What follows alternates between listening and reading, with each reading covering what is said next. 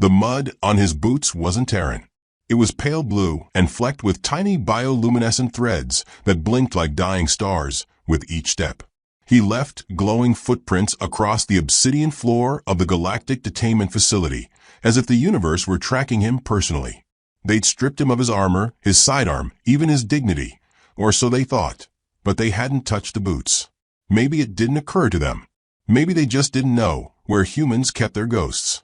Sergeant Micah Dawes didn't limp, though he had every reason to. His ribs ached with a hot, throbbing pulse, and his shoulder was still out of socket from the crash. One eye was nearly swollen shut, the other watching everything. He walked like he was late for a lunch meeting, not a military tribunal, humming under his breath some old country tune. Maybe Merle, maybe Johnny. The aliens couldn't tell. At least 20 species lined the perimeter of the dark chamber, scaled, feathered, photosynthetic, armored. They sat on hovering thrones or crouched on crystalline vines. Some glared, some smirked, most simply stared. To them, Dawes was less a soldier than an artifact, a biological curiosity hauled in from the unregulated hellhole known as Earth. A stray beast with opposable thumbs and a suicide complex. General Threx of the Praxian Ascendancy leaned forward from his elevated dais. 8 feet tall, covered in pale exoskeletal plates. His forearms folded in ritual disdain. His voice was a wet rasp of crushed coral and venom. "You are the human," he said, as though tasting something bitter. "You surrendered." Dawes raised an eyebrow. "Wouldn't say surrendered, sir. Just ran out of places to walk in circles." Murmurs rippled through the council. A diplomat with gills blinked twice in confusion. A bulbous empath recoiled slightly, as if stung by tone alone. Threx sneered. "You were surrounded." "I was leading," Dawes replied. "Just took me a while to notice no one was following." The general rose, descending the steps one by one. His claws clacked like distant thunder across the chamber floor. He stopped inches from the human, towering over him, reeking of rust and war pheromones. "You mock the Empire?" Dawes tilted his head. "No, sir. Just conversational." Without warning, the general struck him across the chest with the blunt of his lower arm. The sound echoed, sick and hollow. Dawes staggered half a step back. One knee hit the floor. He didn't cry out. From the back of a room, a soft gasp escaped an alien aide, small, frog-eyed, with a translator unit blinking nervously. "What's that on his neck?" the aide whispered. "Look." The thin silver chain had slipped out from Dawes' torn shirt. It swung loosely as he righted himself. A simple military dog tag. Except the inscription didn't read Dawes, or Sergeant, or even Earth Forces. It read Alibaba YJ. Silence collapsed over the tribunal like a dropped curtain. The empath began to tremble. The guild diplomat leaned toward the general. "Do you understand what that name means to humans?" Threx scoffed. "A myth. A witch in a wooden house. Why should I fear that?" "It's not fear," the diplomat murmured. "It's designation. A human assigned that to himself." Dawes stood fully now, wiped the blood from his lip with his thumb, and looked up at Threx with one good eye and a broken smile. "I didn't pick the name," he said. "My CO gave it to me. Said it fit. I guess I have a way of showing up when I shouldn't." "Enough of this," Threx growled. "You are in violation of 23 interstellar codes, 6 war mandates, and at least 1 planetary sovereignty. You will be processed, dismantled, studied." "Sure," Dawes said, "but just know I wasn't the scout." That gave the room pause. A long one. A 2-headed alien to Threx's right leaned in. "If he's not the scout, then where's the—" A new screen lit up in the council chamber's rear wall. A human military symbol. Flashed once, then vanished. Threx turned. What was that? No one answered. Dawes rocked on his heels. "Funny thing about human myths," he said. "They usually come with fire." The general stepped closer until his mandibles hovered at Dawes' face. "We burned your colonies." "I noticed." "We dissected your soldiers." "Poorly." "We razed your settlements down to bone and ash." Dawes looked him in the eye. "Then you really shouldn't have let me in the room." Threx raised one claw again, poised to strike harder this time. The aide from before, small and panicked, hurried forward, holding up a trembling datapad. "General," the aide stammered. "The signal from his tag, it's not just biometric. It's broadcasting." "To whom?" The aide hesitated. "Then we don't know. It's bouncing through 6 encrypted layers and routing back through dead satellites. But it's active." The room dimmed. The chamber lights flickered once, twice. Systems that had been perfect for centuries suddenly groaned. Dawes sat down calmly on the floor, cross-legged, like he was settling in for a fire pit story. "Y'all mind if I sit?" Kinda sore from the last crash. Ship exploded before the coffee even brewed. "Why are you smiling?" the general barked. "'Cause I know how this ends." The aide's translator cracked again. "General, new signals. 5 more human ships, just uncloaked near the moons of Vathros. And, sir, they're not broadcasting any diplomatic intent." "You said Earth was broken," another alien shrieked. "Sure we are," Dawes said. "That's when we're most dangerous." He reached into his boot, no one had thought to check it, and pulled out a small metallic sphere the size of a plum. He didn't press it. He just rolled it between his fingers. The council erupted. Everyone shouted over each other in dozens of tongues. Orders. Threats. Prayers. Threx snarled, "You will hand that over." Dawes shrugged. "Technically, this is a diplomatic device. I press it, and we negotiate terms. By which I mean you beg, and we decide how much of your empire is left standing." "You bluff." He looked down at his boots, coated in the soft blue mud of alien worlds. Then looked up again, quieter now. "I walked through 7 of your colonies to get here. You really think I came alone?" The lights dimmed again. Outside the chamber, far above the council, human warships adjusted their trajectory. Inside, the air turned colder. Someone whispered, "He's just one man." And Dawes, with his voice low, said, "Yeah, but I'm the one you kicked." He smiled again, slow and wolfish, as the tag around his neck blinked once, red, then green. And that's when the siren started. The chains were ceremonial, which was funny, considering the circumstances. They weren't there to restrain Micah Dawes, just to signal that he was meant to be restrained. Thick silver rings with glowing Praxian script coiled around his wrists, humming softly like a lullaby for monsters. They didn't pinch. They didn't bite. They didn't need to. That wasn't the point. This was a parade, not a prison. A lesson, not a lockup. They marched him into the grand arena under 2 suns and a banner that read, roughly translated, "Even Earth can be tamed." A laughable thing, really. The crowd roared with the glee of those who'd never known fear firsthand. Rows upon rows of alien faces, scaled, boneless, feathered, glassy-eyed. Rose like an endless sea of judgment. Children clutched sticky sweets. Elders passed judgment through monocles and data spectacles. Vendors sold war trinkets and rubber human dolls in cages, the kind that squeaked when squeezed. Above it all hovered drones, capturing every second for the broadcast. The Empire's great conquest, televised galaxy-wide.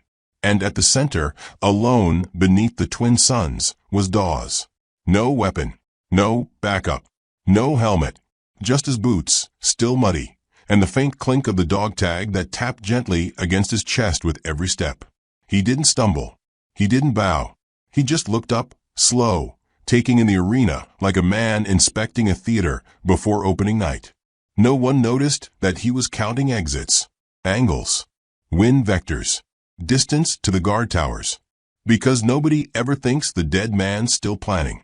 The Praxian announcer, speaking in a dozen tones and 6 languages, introduced him as the last of Earth's dogs. The phrase got a laugh. Dawes smiled too. He liked that one.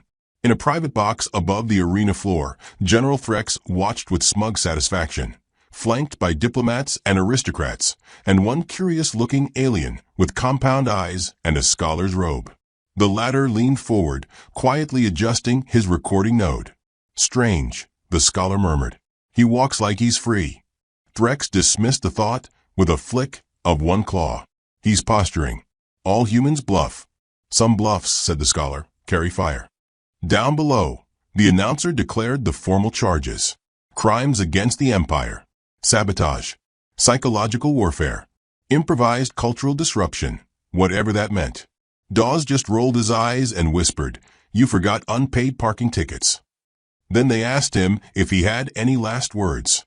He nodded politely, stepped up to the podium that had been brought out just for show. It squeaked under his weight. Praxian craftsmanship was ornamental, not durable. He scanned the crowd, picked out a child licking something yellow on a stick, saw a soldier in ornate armor trying too hard to look bored, saw a trio of camera drones all zoomed in on his face. Then he spoke. "You ever hear of a guy named McNamara?" Dawes asked, smiling slightly. "No, didn't think so." He once said, "In war, the only thing worse than being wrong is being certain." There was silence. "You're all so certain," he continued, stepping down from the podium, "that we're beaten. That this," he waved to the stadium, "means victory. That pain is weakness and smiles are surrender. But that's not how humans work. Pain's just the price of growing up. And smiling? Well, we smile because we know." Know what exactly? The crowd didn't ask, but they all felt it. That twinge. That cold breath of uncertainty. "You know what the difference is," he said, "between you and me?" He looked up at the high box where Threx sat. Their eyes met. "You think this is a stage? I know it's a trap." Threx shot to his feet. "Cut the feed." "Too late," Dawes replied and pointed upward. All across the Empire's homeworld, screens flashed. Not Empire propaganda, but Earth transmission feeds. Interference. Images of stars repositioning. Orbital scans. Tactical overlays. Names of cities glowing red. Everything blinking from Empire blue to Earth's pale white insignia. "I told you," Dawes said, "I wasn't the scout." In the control chamber beneath the arena, technicians scrambled. Comm panels flickered. One officer shouted, "Sir, they've hijacked our satellites, all of them." Threx slammed a claw on the console. "This is a bluff. Earth has no fleet, no capacity to deploy." "Sir," another officer interrupted, "there are human ships in low orbit. They've been cloaked. They're everywhere." Above the arena, the sky shimmered. One by one, the stars went out. "No, we're blotted out. Human dreadnoughts. Silent. Vast. No signal of aggression. Just presence." The crowd screamed. Not in unison. Not yet. Just small bursts at first. Mothers scooping up children. Vendors dropping trays. Guards raising rifles they didn't understand would never be fast enough. Dawes sat cross-legged on the arena floor. Perfect center. Calm. His chains still shimmered on his wrists, but he didn't flinch as alarms blared. The scholar in the high box turned to Threx, voice oddly quiet amid the chaos. "Do you know the meaning of Baba Yaga?" "A children's tale," Threx snarled. "No," the scholar said. "A warning. A story told so no one goes into the woods alone. A name whispered when monsters fear something worse than themselves." Threx's eyes snapped to Dawes, who looked up now, not at him, but at the camera drone above, speaking directly to the galaxy. "You were never meant to break us," he said. "You were meant to prove why we don't come out. Why Earth stays quiet. Why we warned you." Distant booms shook the floor beneath him. In orbit, human ships released small, precise pods. They didn't explode. Not yet. They embedded. They burrowed. They whispered countdown in the bones of Empire infrastructure. A voice, female, smooth and calm, echoed through every alien channel. "Initiating negotiation stage. Earth protocol. Remember Hiroshima." In the arena, a trembling alien child dropped his yellow sweet. Dawes reached into his jacket. Yes, he had a jacket now. Someone had given it back, which meant someone had switched sides, and pulled out a single slip of paper. Folded, faded, and human. He read it aloud. "First they came with banners. Then with fire. Then with chains. But we smiled and waited and remembered our names. And when the gates opened, they learned we never come alone." He folded the paper and put it back. In the control room, systems rebooted. Then failed again. Earth had already rewritten the code. Threx stumbled, demanding order. but his voice was lost beneath the sound of something overhead, a low hum growing deeper. A sound like a warning. The scholar backed away from the glass, eyes wide. You shouldn't have paraded him. I was making a point, Threx hissed.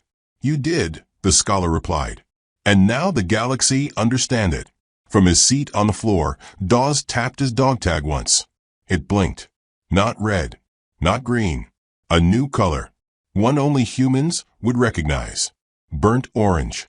The color of autumn. The color of warning. The color before the fall. And above them, in the silence between suns, Earth's fleet waited for his next breath.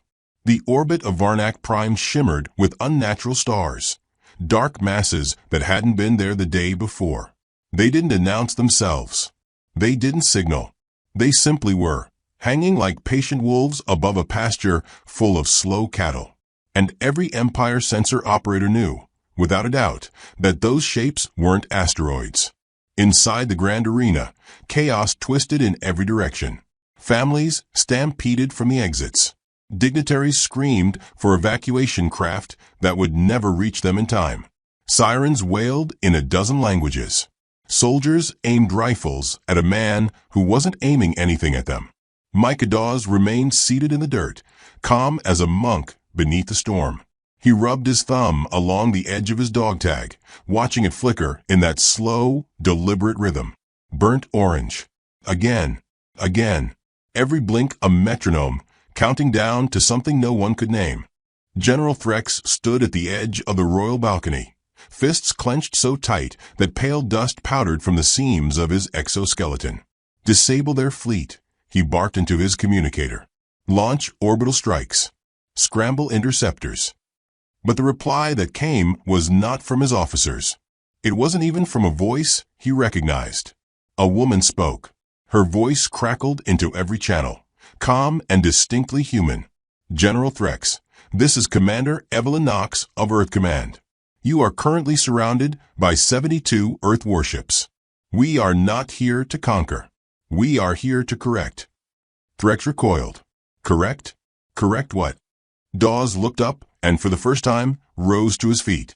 Slowly, deliberately, not like a prisoner, like someone stretching after a long nap. We warned you, Dawes said softly. Centuries ago we warned you, when we burned our own sky, when we made monsters in our image. You watched from orbit and said, let them be. You didn't invite us to the stars. You just assumed we'd never get there. And you should not have, Threx growled. Your kind is feral, unruly. You're a mistake in the flow of evolution. Dawes cracked his neck. And yet here I am, talking while your command center's on mute. The sky above the arena blinked again. More ships uncloaked, silently gliding into position, forming concentric rings above the planet. Each bore the Earth insignia, a minimalist white circle, fractured at the center, like an old ceramic plate. Every ship pointed downward.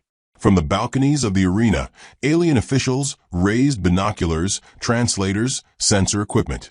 Their faces, scaled, translucent, furred, drained of color, whatever color they had to begin with.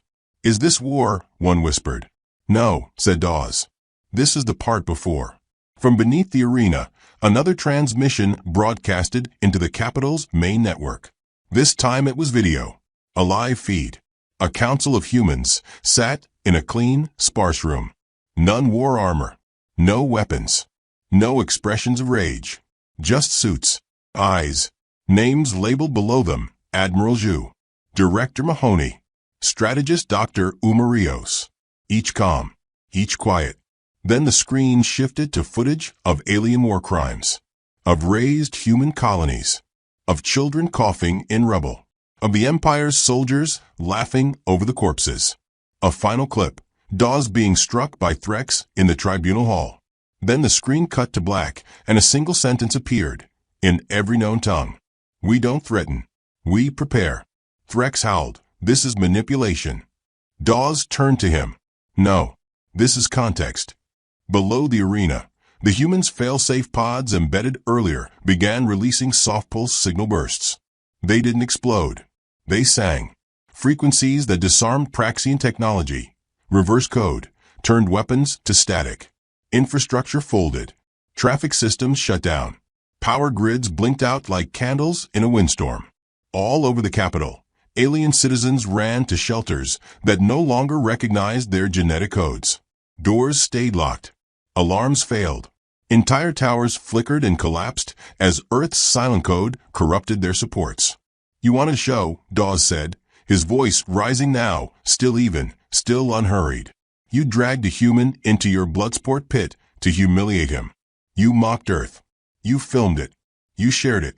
So we turned it into a demonstration." Threx backed away, stunned. "You can't do this. There are rules. Galactic accords." "Written by you," Dawes said. "For wars you assumed you'd always win. You still bleed. You still die. You're not gods." "No," Dawes agreed. "We're worse. We're history. And history doesn't stop. It just waits." He turned toward the camera drone, now hovering close again, recording. "To every citizen of the Galactic Empire," Dawes said, "Earth does not seek territory. We don't want slaves, taxes, or tribute. We don't even want your apologies. We just want your understanding." Behind him, one of the human ships began to glow, venting plasma in a spiraling ring. "When you kicked the man in chains," he continued, "you were already out of time." A nearby soldier, hands shaking, dropped his rifle. Another simply knelt. Dawes looked to the sky. The warship did not fire. Instead, it released an array of holographic beams, projecting an ancient Earth photo into the atmosphere. A black and white image of Hiroshima, 1945. Leveled city. Shadow burned into stone. The image spun slowly above the capital. And below it, one word in red. "Remember." Threx fell silent. There was nothing left to say. The city began shutting itself down. Not from human interference, but from fear. Civilians huddled in shadows. Soldiers turned off their comms. Drones blinked and vanished. Empire dignitaries fled their seats. "You could fire," Threx said, almost begging. "You could destroy us. Why wait?" Dawes' voice softened. "Because we're giving you a chance. Something you never gave us. Time. To think. To remember. To teach your children better stories." He raised the dog tag from around his neck, holding it between thumb and finger. "You thought it was just a name," he said. "But Baba Yaga isn't about witches or woods. It's about what happens when you cross a line and something older than fear walks out to greet you." From orbit, the Earth ships began to slowly reposition, not retreating, just adjusting, angling downward, waiting. And then, for the first time, Commander Evelyn Knox spoke again, only this time to Dawes directly. "Sergeant Dawes, you are cleared for Phase 4, if you choose." He looked around. The ruined stadium, the terrified masses, the Praxian general now hunched in broken silence, the galaxy watching. And he said only, "Not yet." Knox replied, "Understood." Holding. The arena lights dimmed. The hum of warships filled the sky like distant thunder. Micah Dawes turned to leave, and as he passed Threx, he paused. "Polite advice," he said. "Don't kick what you haven't studied, especially if it's smiling." And as he walked toward the gate, guards parted for him. The camera drone followed, and the last image it transmitted before the screen went dark was his dog tag, glowing softly, the word Alibaba YGA flickering beneath his breath. Then, for the first time in history, the Empire lowered its flag without a battle. Micah Dawes stood at the edge of the capital's cratered skyline, boots caked in alien soil, jacket torn and unbuttoned. Dog tag swaying gently in the wind like the last note of a funeral hymn. The Empire's once pristine towers had dimmed into silence, their synthetic brilliance gutted by the quiet unraveling of Earth's message. No missiles had fallen. No planet had burned.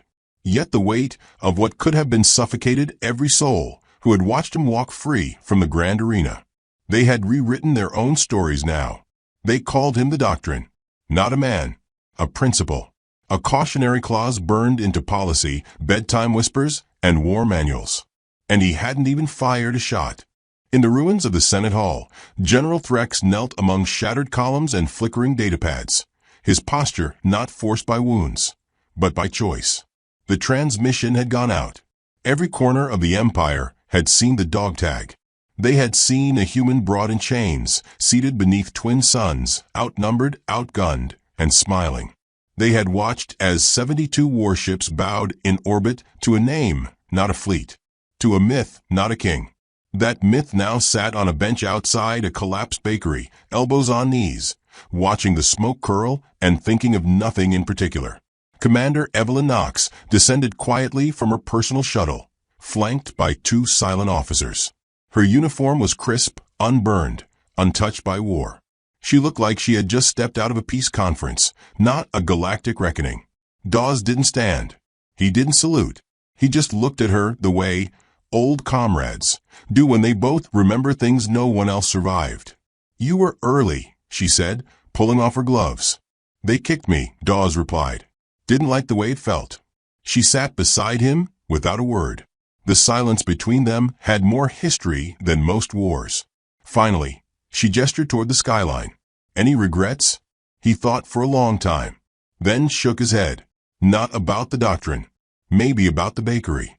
She smirked. "Still can't believe you didn't push phase 4. They weren't ready. They would have deserved it." "Deserving it," he said, "and needing it are 2 different things." She studied him, this soldier who had weaponized restraint, who had carried annihilation like a pocket knife and only ever implied its use.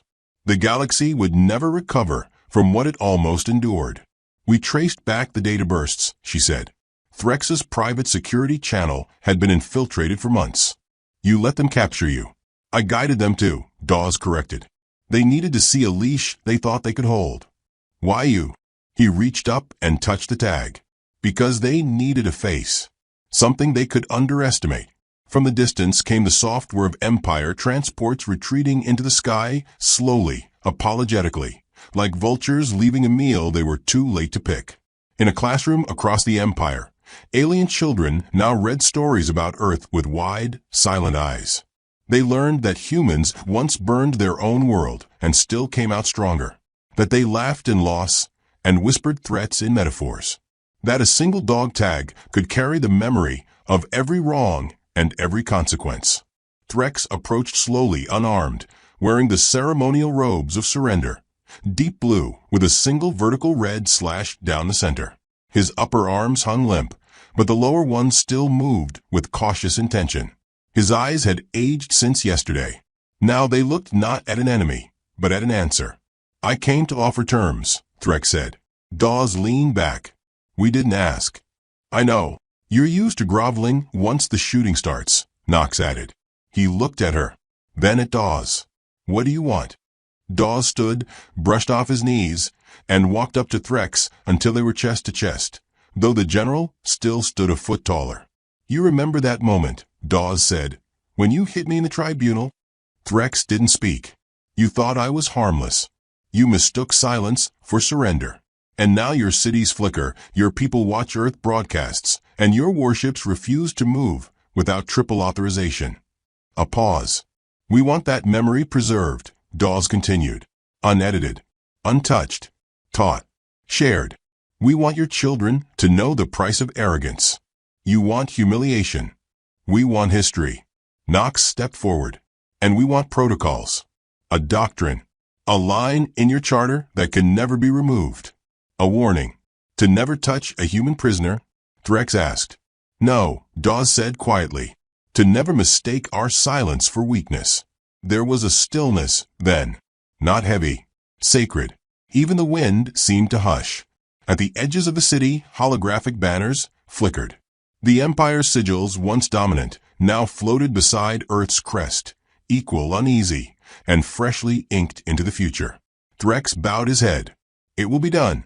Dawes nodded once, then turned his back without fear. As Threx walked away, Knox leaned in close. "The doctrine worked," she said. "Too well," he replied. "They'll build monuments. They already are. I'd rather they plant trees."